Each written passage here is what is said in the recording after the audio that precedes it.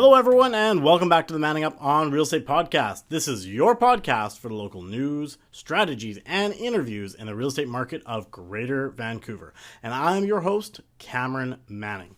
So we're going to be talking today about the concept of be fearful when people are greedy and greedy when people are fearful. This was said by a very well-known investor. Most of you guys who are listening to the podcast should know this person. His name was Warren Buffett.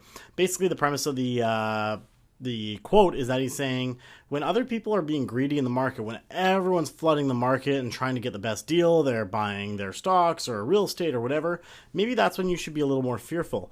But if you are out there and you're watching what the market's doing and you start seeing people starting to be fearful and they start running away, that's when you need to dive in. Because at the end of the day, some of the biggest amount of millionaires were made during two different eras for sure. One was the Great Depression in the 1930s. So that's in a time when there was lots of fear in the market, and those who were smart and watched what was going on took real advantage of that, and many millionaires were created.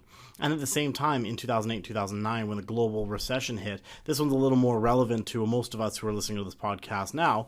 When that hit, a lot of people were super fearful in the market. And, well, guess what? A lot of millionaires were created during 2008 and 2009 during the global recession.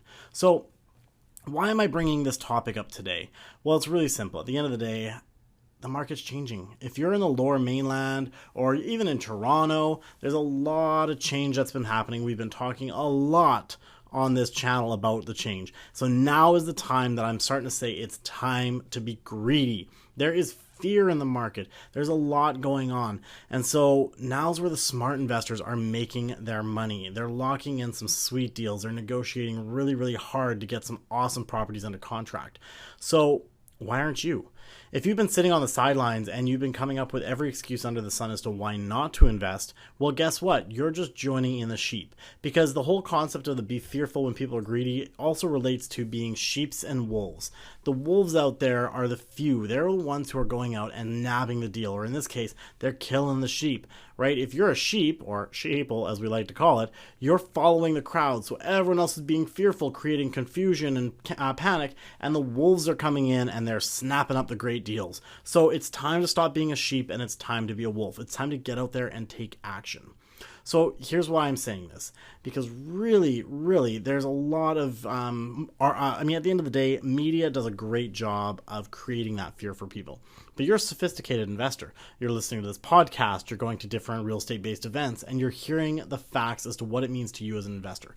So I want to talk a little bit about what it actually means, what all this fear in the market really dives down to and means for you. Now, I'm a member of the Real Estate Investment Network, or RAIN for short, and Don Campbell has always been one of my favorite people to listen to. He does what's called his segment, What's Behind the Curtain. So he takes a lot of these articles and he actually boils it down to say, well, as an investor, what does this actually mean to you?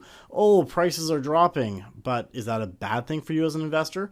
Well, maybe if your strategy was fix and flip and now you can't get rid of the property, but what does it mean to the buyer who's buying rental properties? What does it mean to somebody who's in multifamily?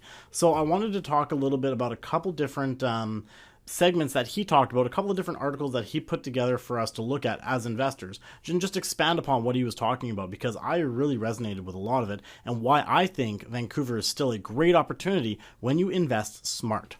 So I'm just going to grab here. So again, he puts this all together for us. It's quite great. I really love it. But here's an interesting one.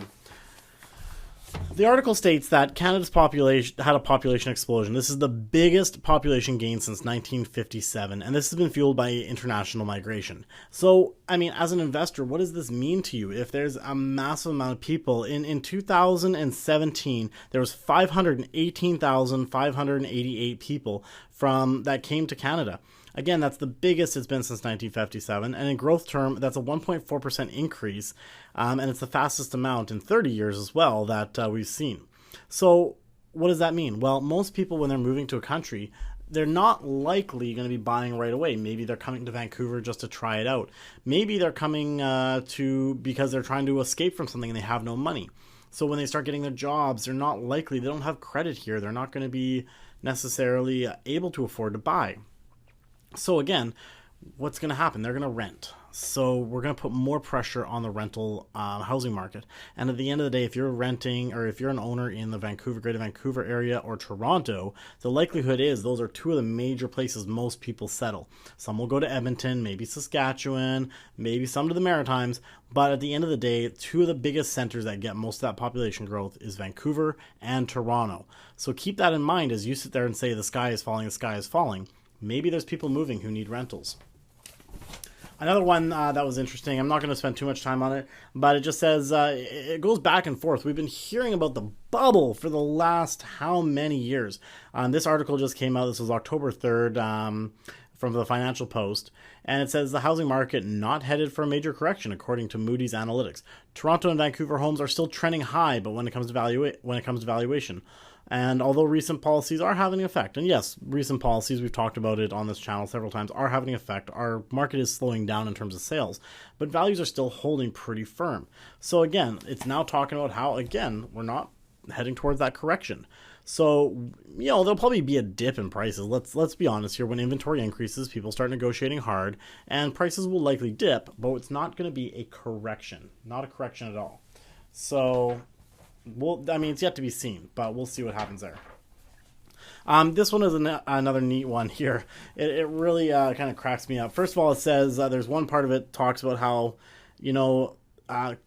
Vancouver area calling it a crisis is no exaggeration. They say the word crisis is being often used these days to describe the affordability situation in Vancouver.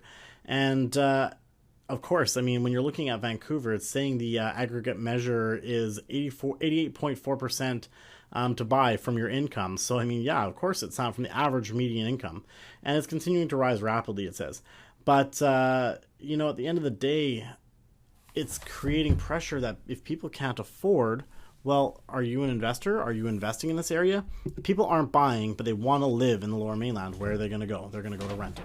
And then just quickly, there's been several talks about this because there has been obviously some attacks on the rental side of things.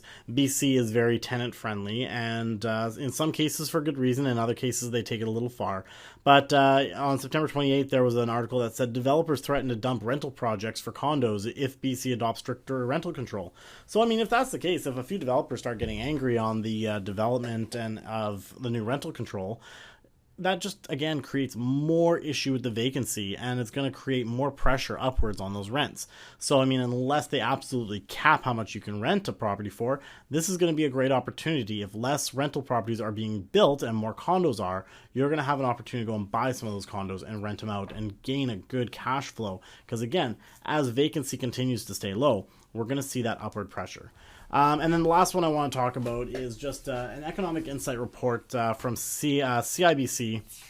When I go to the GDP estimated growth chart here, so this is a provincial forecast. It talks about all the different provinces and it compares it against Canada. Talking about what the forecast is for the next 2 years, 2019, 2020. It's showing BC actually above the provincial or the Canadian average of the GDP growth. So GDP change is going to be about 2% in 2019, according to the forecast, 1.8 for Canada.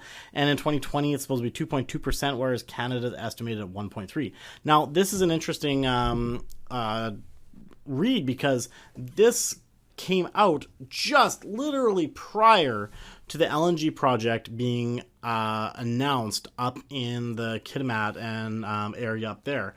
So that's a huge project that's going to create even more potential for the GDP growth in BC. So keeping those things in mind, when we have increased infrastructure, increased investment, it's going to bring workers into the area. So when we have workers going to work on this $40 billion LNG project up north, that's going to create more jobs for the region for a while. But then when we look at the other effect, we're looking at Fort St. John and Dawson Creek potentially to have more investment in that area as well to bring in that natural gas to be refined at that new refinery. So, super awesome projects on the go. I still see BC as one of the best areas to be investing in.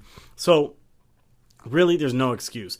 If you decide to let fear get in the way of you investing, then that's your problem. I'm not going to be sitting there holding your hand. But if you decide, I want to start taking action and I want to do it now, We're here for you. Myself and the rest of the Kelly Fry team, we focus with investment clients. We're here to help you navigate through this torrential time when the media is throwing stuff at you. BC Real Estate Council is changing different things. We are here to make sure that you guys get the best deal possible in the market. So don't let fear stop you. Now's the time to be greedy. I'm not going to spend too much more time because at the end of the day, I haven't been on the podcast for a while, so I just wanted to get something quickly out for you guys. I'm working on lining up some interviews because at the end of the day, I want to start hearing other people's insights onto what's going on in the market. So if there's anyone that you would like to hear from, that's, again, reasonable guys for me to get to. Robert Kiyosaki or someone like that might not be quite attainable right now at the early stages of this podcast. But if there's someone who's a local BC expert that you guys want to hear from, feel free, give me a call on the Anchor app or send me a tweet or an email or anything and just say, listen, it'd be great if you could get so and so on the podcast. I'll definitely do what I can to line that up for you guys. Because at the end of the day, hearing not just my own insights, but other people who are actively taking action in this market is definitely something that will help you guys continue to grow while you guys listen to this. I do want to thank you guys for taking the time to listen today. If you guys want more information, you can hit me up on all the different social media channels. You can find me at Cam E. Manning on Snapchat and Instagram, or Cameron E. Manning on Facebook and Twitter. Don't forget, you guys can use the hashtag on both Instagram and Twitter, ManningUpRE, to be able to ask your questions as well if you don't have the Anchor app. And if you want more information, you want more tips and tricks, don't forget, go head over to my YouTube channel. It's youtube.com/Cameron Manning, where you can see a ton of videos over the last year that I've been posting on different types of strategies that you can do as an investor to maximize your cash flow. Now's the time to be buying the rental properties. Now's the time to maximize your cash flow. Thank you again, ladies and gentlemen, for listening to This is the Manning Up on Real Estate podcast, your local podcast for local news, strategies, and interviews in the real estate market of Greater Vancouver. I'm your host again, Cameron Manning. Thank you so much, and we'll catch you in 2 weeks.